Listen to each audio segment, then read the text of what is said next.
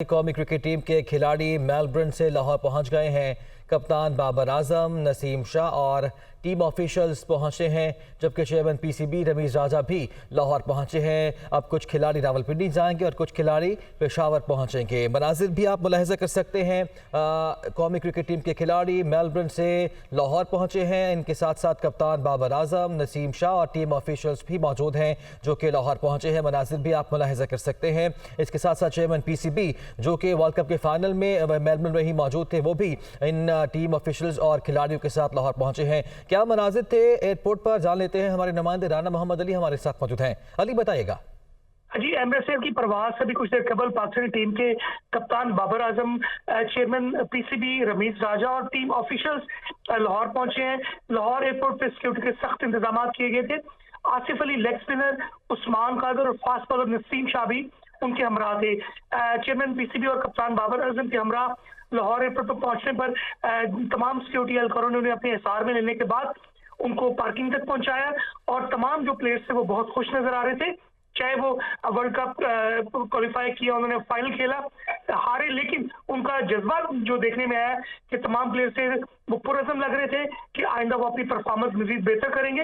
लेकिन उन्होंने टॉप किसी से नहीं की, सेल्फियां रमीज राजा के साथ कुछ लोगों ने बनाई।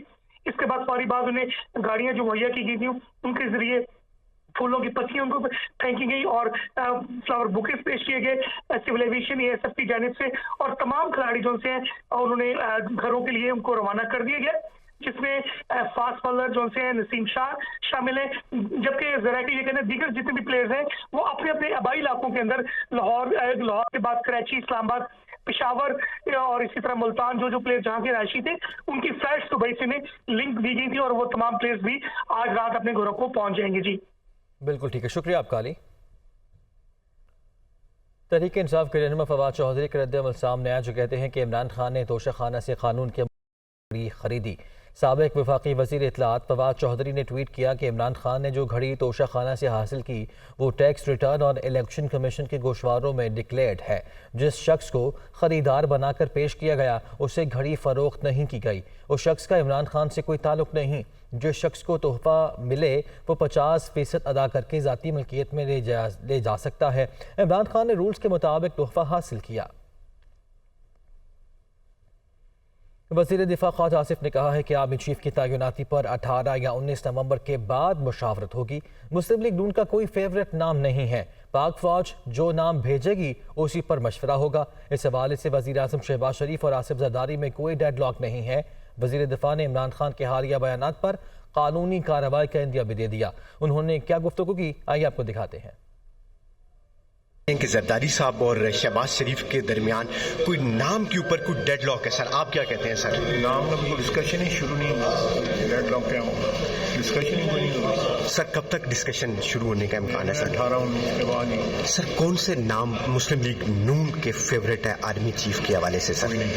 अब जो भी आज फौज जो पे भेजेगी कुछ कोई फेवरेट अभी तक कोई नाम भेजा उन्होंने सर? कोई नाम नहीं। क्या कानूनी कार्रवाई इमरान खान के ऊपर करने जा रहे हैं सर? हम सोच रहे हैं कि उनके खिलाफ कानूनी कार्रवाई की जाए कि मुल्क की सालमियत से, मुल्क के यकजहती की, मुल्क की यकजहती से, मुल्क की प्रेस्टीज जो है उससे इस तरह खेलना और इंटरनेशनल जो उसके हैं हमारे रिलेशनशिप जो है वो जैसे भी हैं उनको ख़राब करना, प्रेस्टीज जो है हमारी इंटरनेशनल कम्युनिटी में ख़राब करना जो है, मेरा ख्याल है कि एक बहुत बड़ा नुकसान है अपने ज़ाती मफाद के लिए, अपनी ज़ाती जो की ख्वाहिशात हैं उनके लिए इस तरह करना, मेरा ख्याल है कि ये this is a crime against state.